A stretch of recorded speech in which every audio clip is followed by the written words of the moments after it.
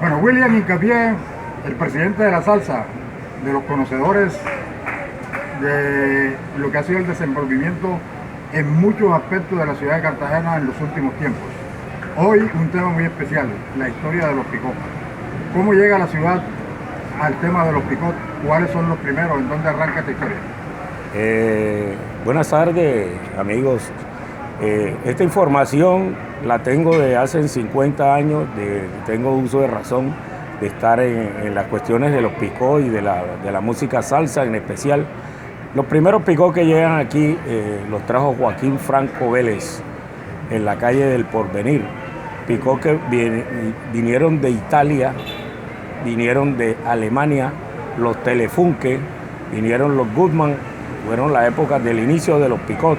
El picot aquí llega a modernizarse con un señor llamado por nombre Gardner, que hizo el primer picot que se conoce aquí en la ciudad de Cartagena como fue la Clave de Oro. Y hubieron muchos picot que se anexaron a la época esa, porque el Gardner hacía los parlantes, el parlante excitado, o sea, unos parlantes que no tenían imán, sino que trabajaban por medio de un campo magnético de la electricidad y eran sonoros, porque la escasez del producto, ya que los parlantes los traían por medio de los marineros, con la flota colombiana gran mercante, en la época de los barcos que traían los productos de afuera.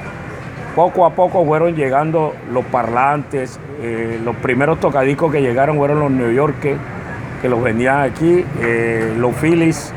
En esa época entonces salieron los picot como la Móvil de Manga. Aquí en San Diego hubieron 3 picot, el Mayor, el Lago Azul y el Huracán. Y también hubo otro que se anexó para la época, fue el Diluvio, que de la familia Herrera, y el Huracán, el Mayor y el Huracán eran del Humberto Beltrán, de un carnicero. Y ahí nace la historia de los picot, y uno de los grandes técnicos del picot fue Manuel Torres, que residía por el mercado Santa Rita, que era el técnico que hacía los picot artesanalmente.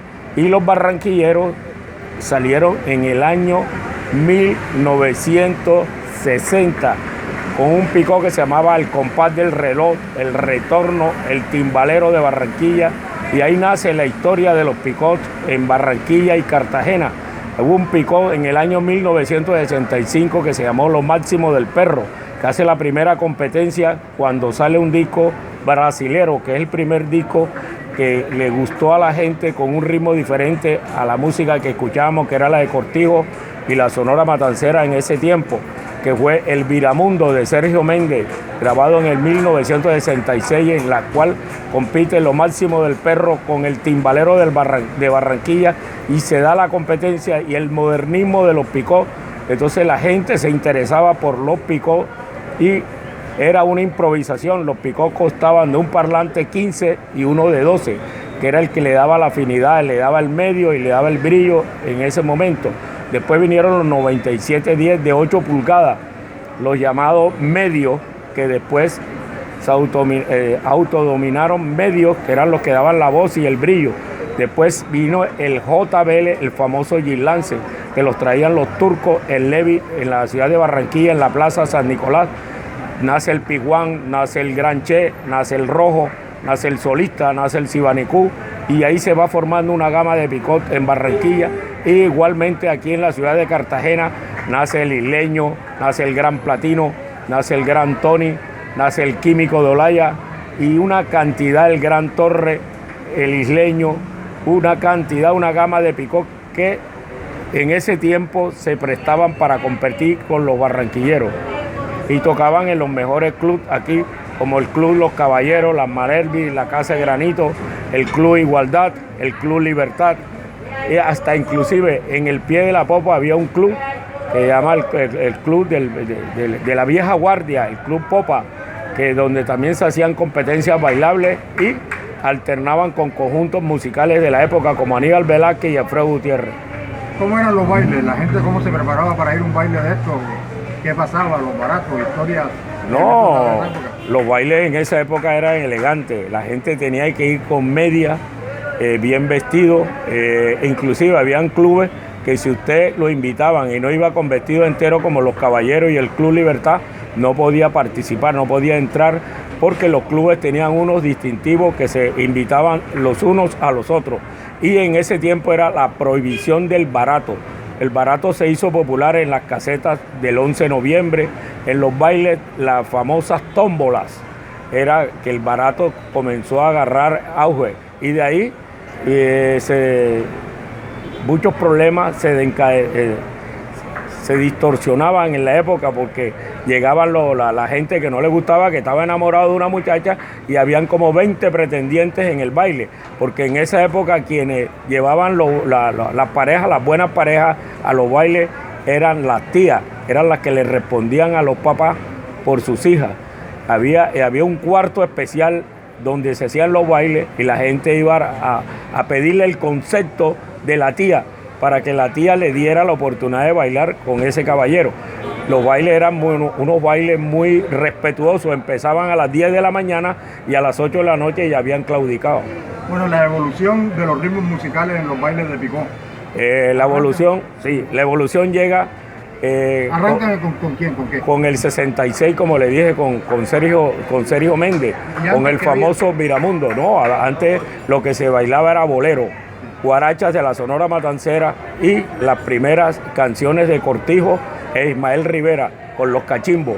Ese era el inicio de la música que se bailaba aquí. Mucha música de Aníbal Velázquez, mucha guaracha, Lucho Bermúdez, Pacho Galán, Edmundo Arias, y por Buenaventura Pérez Goyo y su combo Bacaná, por el Chocó Julián y su combo, por Medellín, nada menos que los hispanos, con Gustavo Quintero a la cabeza.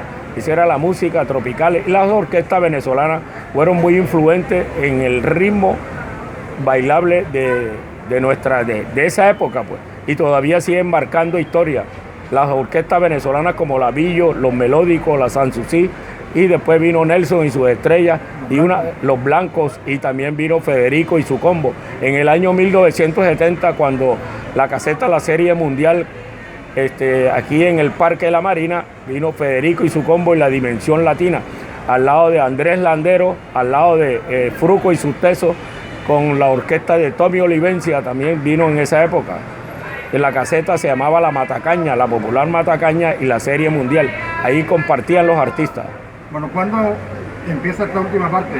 Usted habla de Sergio Méndez, los Virabundos, que ya hay un giro a lo que se veía anteriormente. De ahí para adelante, ¿qué sigue?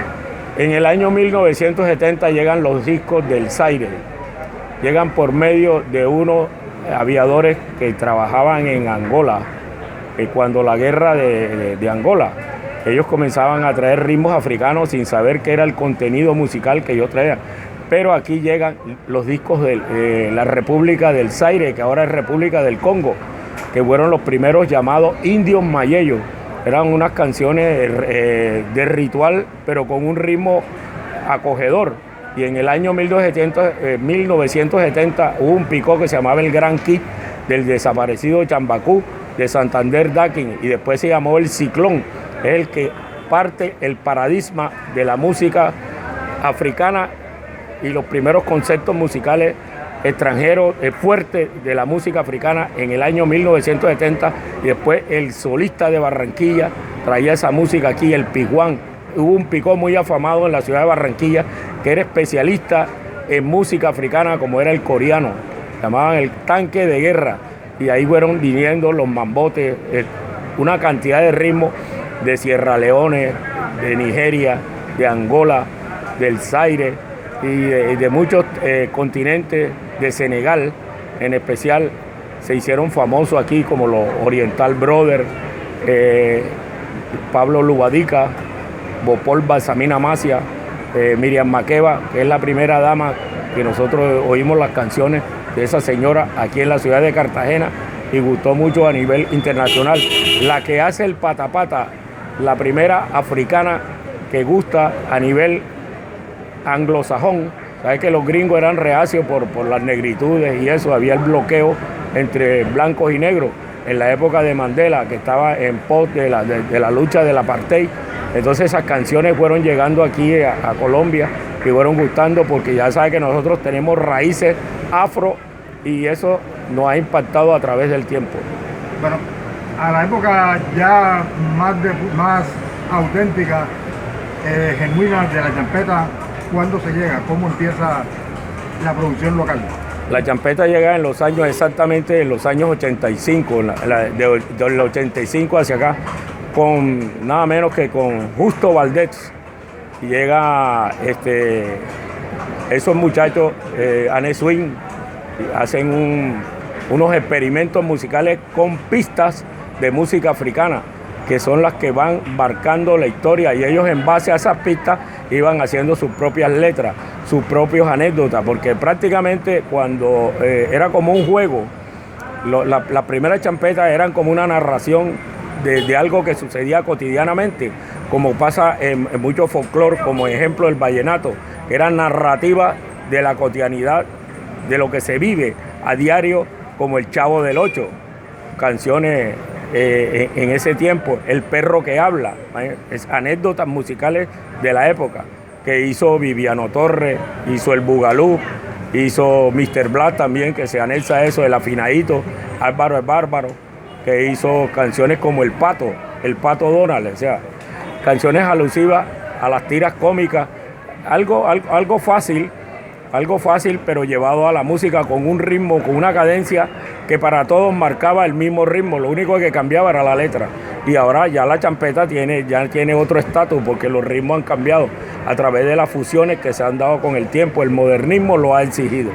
Bueno, ¿qué tanto influyó en el despegue y en el afianzamiento de la música champeta la llegada de los grupos caribes, más esencialmente africanos, que vinieron al Festival de Música del Caribe? Bueno, eso hubo una influencia grandísima, porque cuando vino Cuatro Estrellas, vino Diblo Dybala, Candabongo Man, Burnie Flay, Inés Cicle, toda esa gama de artistas, Coupé Cruel de Haití, los muchachos aquí fueron emulando el ritmo y se fueron metiendo en el cuento del compás, o sea, del ritmo, la marcación que le gustaba al bailador de Cartagena. Nosotros tenemos algo que nosotros nos impacta, el ritmo que nos pone a bailar, y la letra que diga lo que quiera decir, pero el ritmo es el que nos contagia. Bueno, de esos primeros tiempos, ¿qué recuerda? ¿Cómo fue el manejo doméstico de eso? O sea, la gente tratando de introducirse en el sistema de la música champeta. Bueno, por eso mismo agarraban las pistas, sí, de los temas que estaban pegados, porque aquí se bautizaban los temas africanos con nombres propios. Sí. En la época del presidente Gaviria, o sea, que hubo un proceso del apagón. Sí. Entonces agarraban unos discos de Juluca y le ponían el apagón, el Egen, así, y le iban poniendo nombres que le sonara la ensalada, muchos temas, los tambores. Y si hablamos de eso no terminamos hoy, porque el cartagenero y el costeño en sí tiene un oído para bromear. Entonces agarraban las bromas y las convertían en disco, en éxito. ¿Para dónde va el movimiento musical popular de Cartagena, y especialmente el tema de los bailes de picó? El baile de picó es un proceso que está en ascua, está en terapia intensiva, como yo podría decir, porque los picó, a través de los decretos que han implantado las autoridades, el picó está en la mira de acabarlo. Una costumbre, una cultura, un arraigo que tiene más de 50 años en la costa colombiana. En Barranquilla hay procesos contra el gobierno, hay levantamientos culturales que están en pos que no se acabe este movimiento del picó. El picó está en decadencia, aunque volvieron a reducir el picó, pero las cuestiones del ruido, de la convivencia y de las peleas han matado, tienen el picó en la mira. Como yo digo, el picó está en cuidado intensivo, pero con buena formación, con buena cultura, los picoteros, el cual yo soy el que presido, el movimiento de la salsa en Cartagena, lo manejamos con mucha sutileza.